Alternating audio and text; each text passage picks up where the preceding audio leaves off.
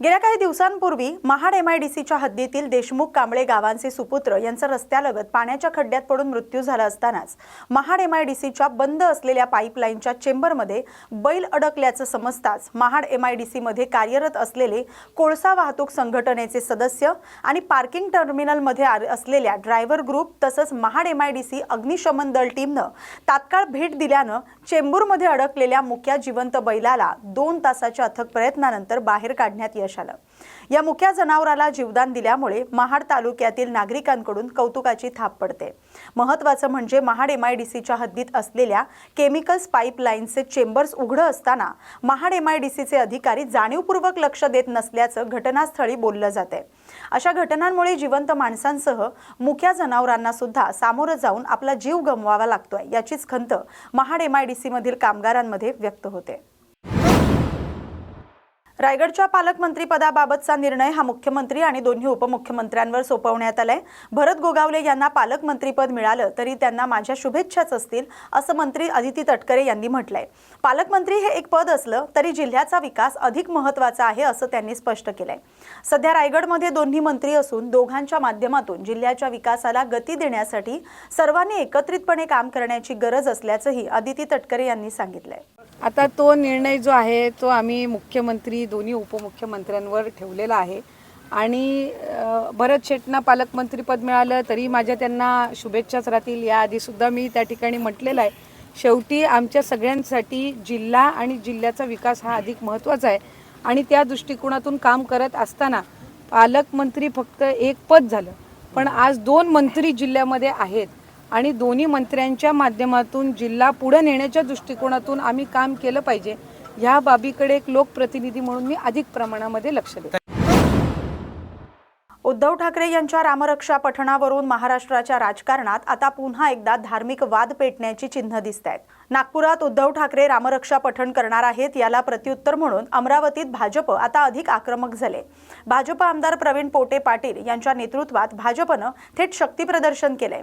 भाजपनं केवळ निषेधच व्यक्त केला नाही तर उद्धव ठाकरेंना श्रीरामाकडून सद्बुद्धी मिळावी यासाठी साकडं घालण्याचं आवाहन केलंय।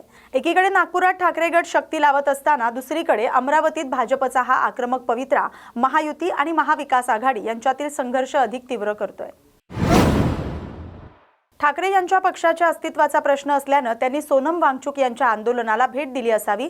ते आपल्या पक्षाचं अस्तित्व टिकवण्यासाठी प्रयत्न करत असतील, त्यात गैर काही नाही। शेवटी त्यांना पक्ष वाचवायचा आहे, अशी प्रतिक्रिया खासदार अशोक चव्हाण यांनी दिली। दिल्लीतील जंतर मंतर इथं सुरू असलेल्या सोनम वांगचुक यांच्या आंदोलनाला उद्धव ठाकरे यांनी भेट दिली होती। याबाबत विचारलं असता अशोक चव्हाण यांनी ही प्रतिक्रिया दिली। तसंच सोनम वांगचुक यांची प्रकृती बिघडल्यानं सरकारनं आवश्यक ती काळजी घेतली, त्यात केंद्र सरकारचं काहीही चुकलेलं नाही, असं अशोक चव्हाण यांनी सांगितलंय। जिल्हा बँकेच्या निवडणुकीचा प्रचाराचा शुभारंभ शेतकरी विकास पॅनल जे आम्ही गठीत केलं आहे ते सर्वपक्षीय आहे, एकत्र मिळून आम्ही सर्वांनी आज सुरुवात केलेली आहे। उमेदवार बिनविरोध आलेत, जवळपास 11 उमेदवार बिनविरोध आलेले आहेत आमचे।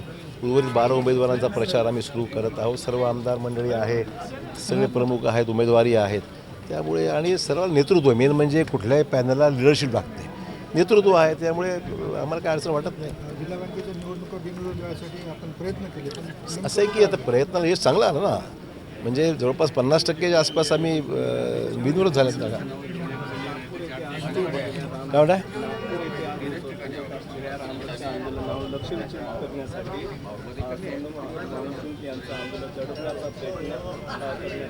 असं आहे की उद्धवजी ठाकरे त्या ठिकाणी गेलं अशी माझी माहिती आहे। ठीक आहे, त्यांना त्यांच्या पक्षाचं अस्तित्व, त्यांच्या पक्षाच्या अस्तित्वाचा विषय आहे आणि ते अस्तित्व टिकवण्याकरता ते प्रयत्न करत आहेत, स्वाभाविक आहे, त्यात काय गैर काय। केंद्रात जे आंदोलन चालू आहे वांगचुक यांचं, त्याची प्रकृती चिंताजनक आहे, त्यात काही नुकसान होऊ नये म्हणून सरकारने काळजी घेतली, एवढाच विषय आहे।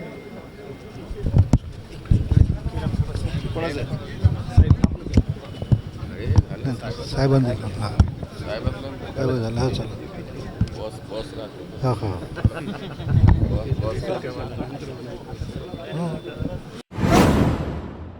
अयोध्येतील राम मंदिरातील कथित चोरी प्रकरणी शिवसेना ठाकरे गटानं राज्यभर रामरक्षा पठण आंदोलन सुरू केलंय।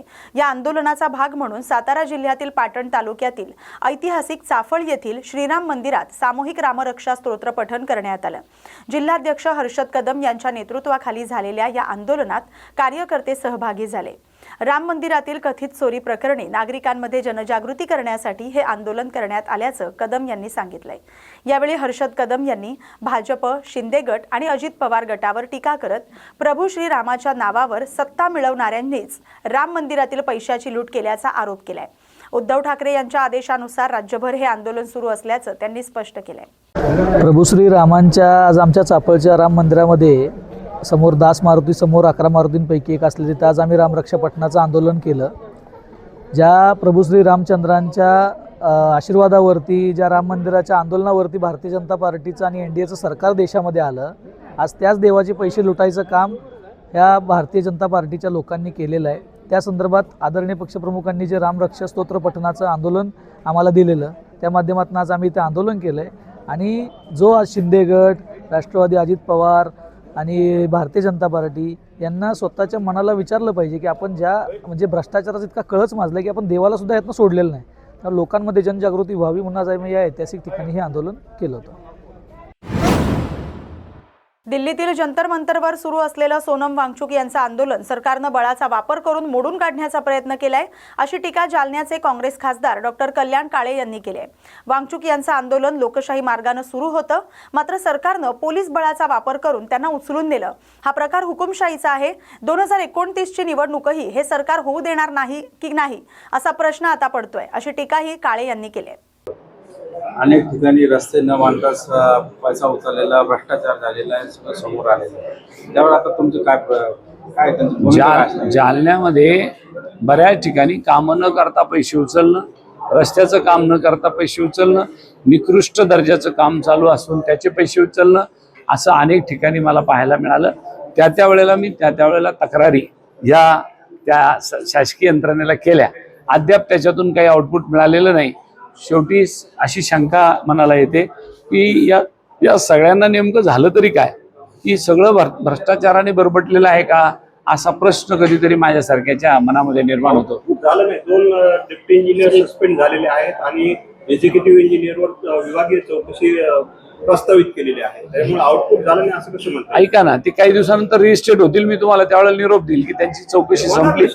ऐका ना, त्यांची चौकशी संपली आणि त्यांना पुन्हा बायजत बरी करण्यात आला, हाच निरोप मिळेल। याच्यापेक्षा काय वेगळं येणार आहे? याचबरोबर जल जीवन मिशन असेल, पेयजल योजना अशा अनेक योजना चालू आहेत, मात्र योजनेचं अद्यापपर्यंत काम पूर्ण झालेलं नाही। यावर सर्वसामान्य नागरिकांना कोर्टात याचिका दाखल करावी लागते।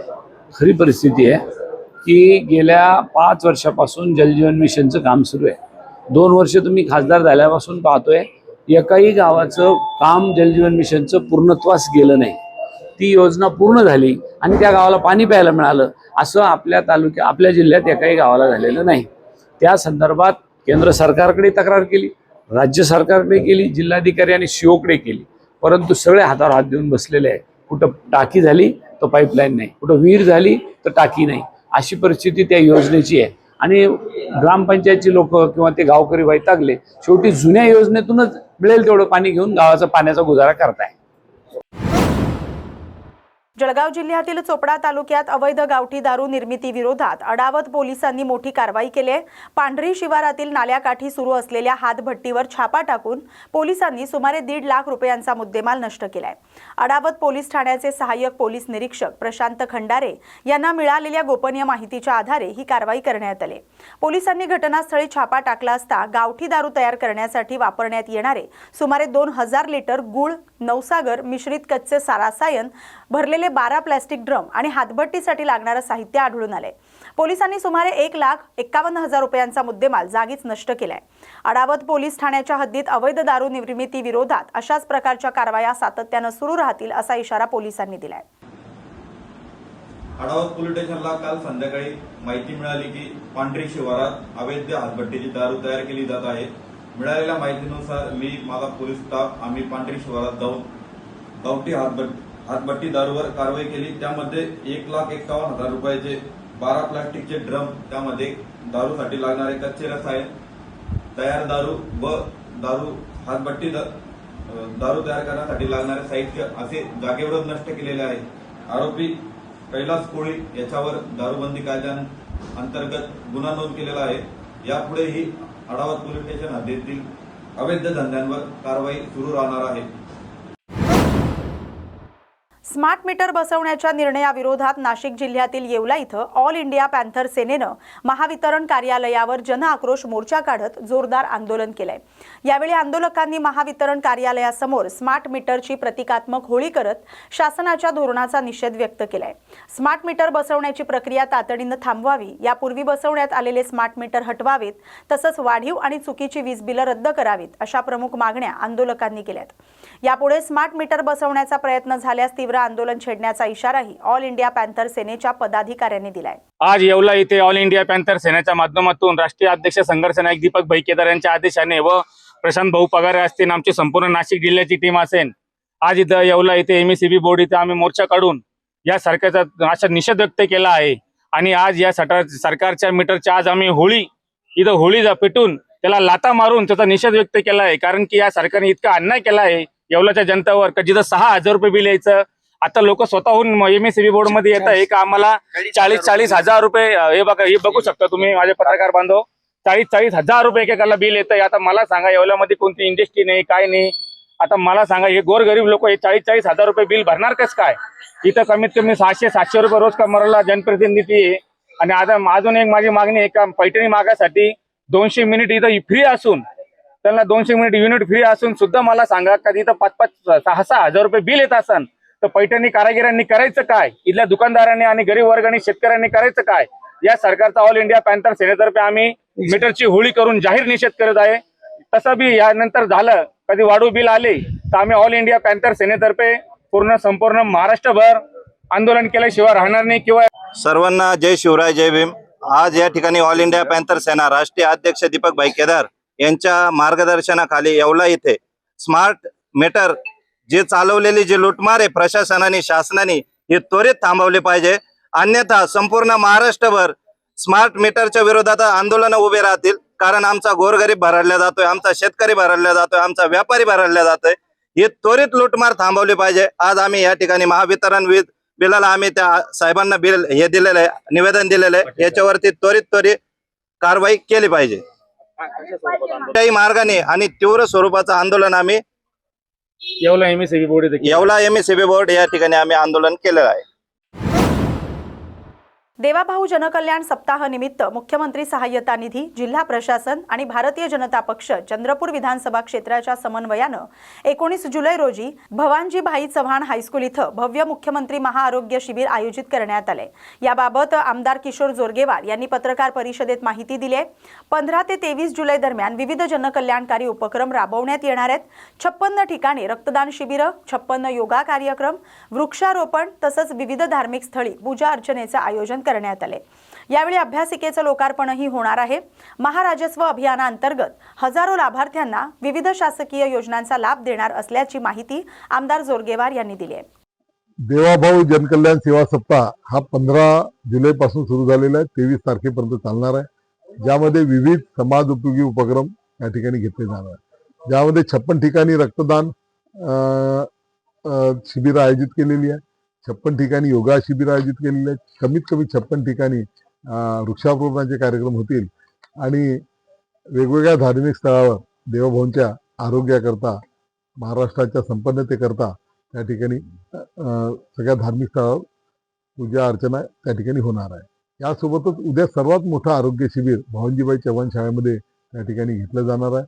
आणि यासोबतच ज्या अभ्यासिका काही आहे त्या अभ्यासिकांचं लोकार्पण होणार आहे. सगळ्यात मोठं महाराजस्व अभियान, जवळजवळ 1000 लाभार्थ्यांना त्यांना वेगवेगळ्या प्रकारचे लाभ, निराधार योजना असेल, श्रावणबाळ योजना असेल, पट्टी वाटप असेल, घर असेल, या सगळे त्या ठिकाणी लाडपागी समितीमध्ये ज्यांना नोकरी लागली आहे त्या लोकांना असेल त्याचं ते सगळे प्रमाणपत्र सर्टिफिकेट वाटप करण्याचं काम या ठिकाणी होणार आहे. ते महानगरपालिकेच्या प्रांगणामध्ये. आणि त्यामध्ये सर्वच विभागाला बोलावून सगळ्या गोष्टींची नोंदणी सुद्धा त्या ठिकाणी घेतली जाते.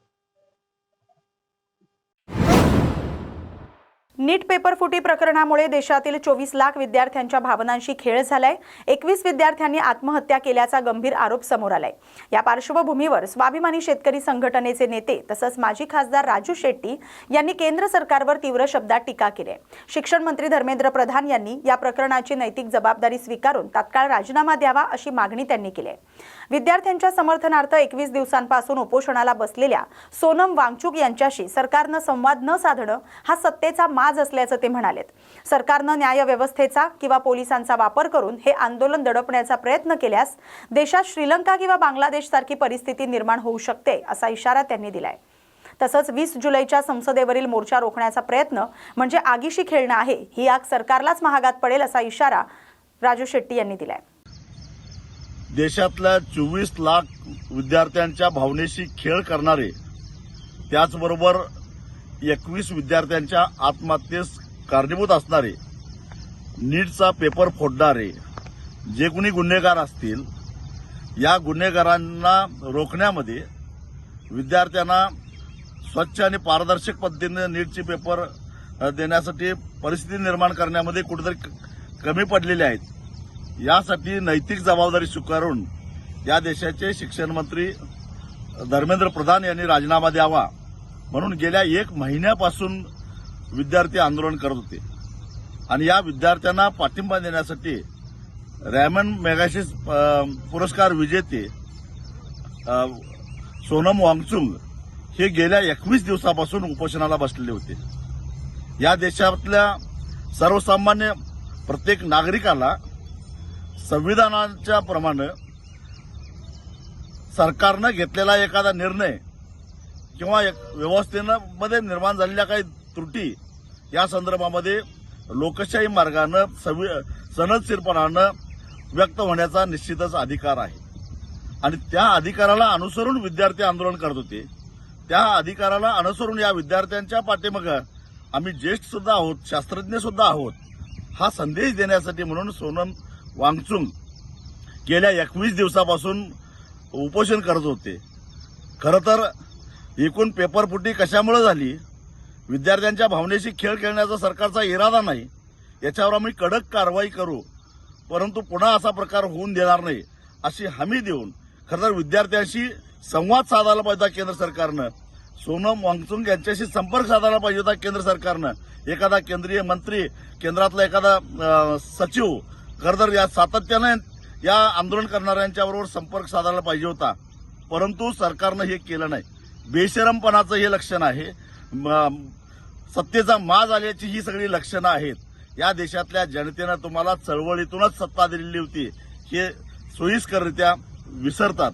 परंतु अशा पद्धतीनं जर का कोर्टाला पुढे करून शिखंडीसारखं तुम्ही जर का जन आंदोलन मोडणार असाल तर याद राखा, या देशामध्ये जसं श्रीलंकेमध्ये घडलं, बांगलादेशमध्ये घडलं, नेपाळमध्ये घडलं, तो क्षण या देशामध्ये यायला वेळ लागणार नाही.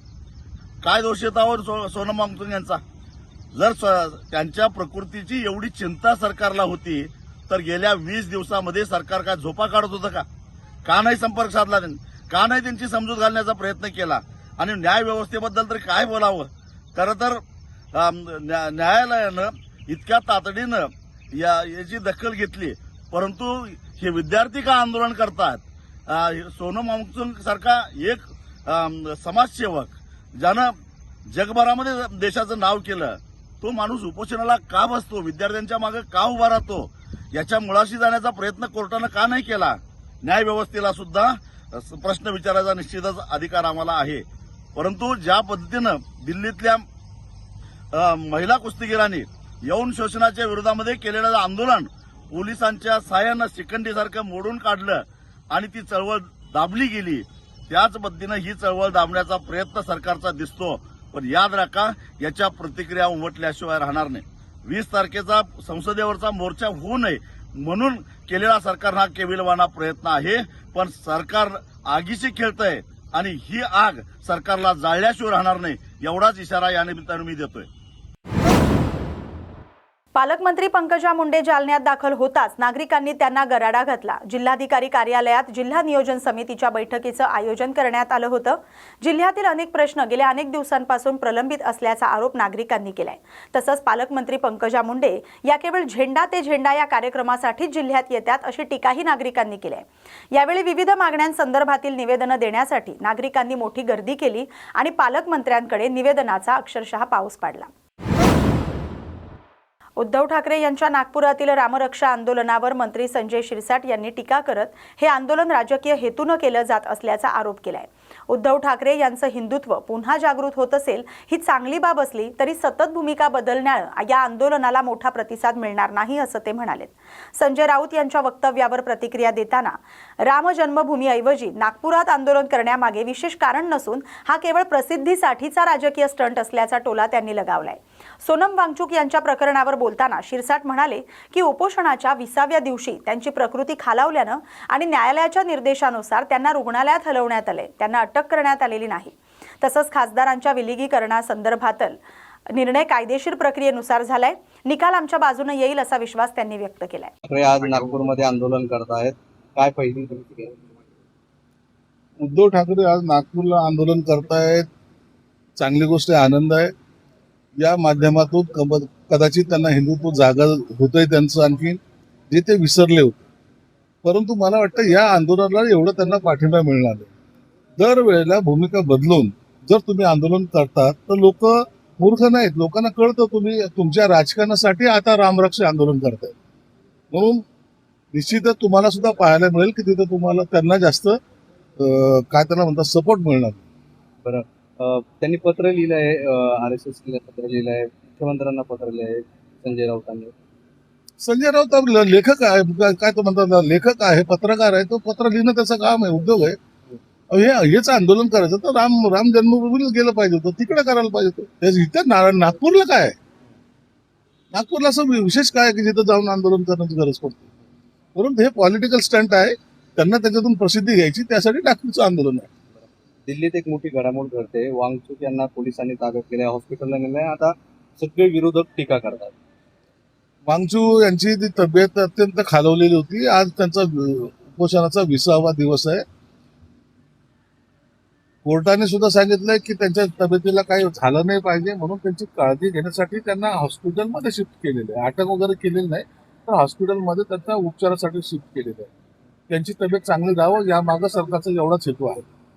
आणि निश्चितच त्यांचं योगदान पण आहे, त्यांचं संघटन पण आहे, त्यांनी केलेले आंदोलन हे काही गैर पण नाहीये, तर त्याच्याबद्दल सुद्धा निर्णय होणं अपेक्षित आहे। शरद पवार असं म्हणतायत की त्यांना अटक केली तरी आंदोलन चालूच राहणार आहे, म्हणजे आता शरद पवारांची देखील यावर रिॲक्शन येते। आंदोलन चालू राहणार सगळं ठीक आहे, परंतु त्यांना त्यांच्या जीविताला धोका नको म्हणून त्यांना अटक केलेली नाहीये, तर त्यांना हॉस्पिटलाइज केले गेलेलं आहे। असं निर्णय देऊ शकतात काय माहिती? आता काय मला वाटतं 6 खासदारांबद्दलचा काही प्रॉब्लेम तर नसावा, परंतु जो काही निर्णय येईल तो आता दुपारून येईल अशी अपेक्षा आहे। तुमच्या बाजूने येईल, कारण की ठाकरे गट म्हणतात की ते अनलिगल पद्धतीने गेले। ते त्यांनी काही जणी म्हणत आम्ही लिगल पद्धतीने त्यांचा प्रवेश आमच्याकडे झालेला नाही, म्हणून त्याची चिंता आम्हाला नाही। थँक्यू। या बातमीसोबतच बातम्या गावाकडच्या मध्ये आता इथेच थांबतोय। अशाच महत्त्वाच्या बातम्यांसाठी पाहत राहा न्यूज मराठी 24/7। नवा भारत, नवा विचार।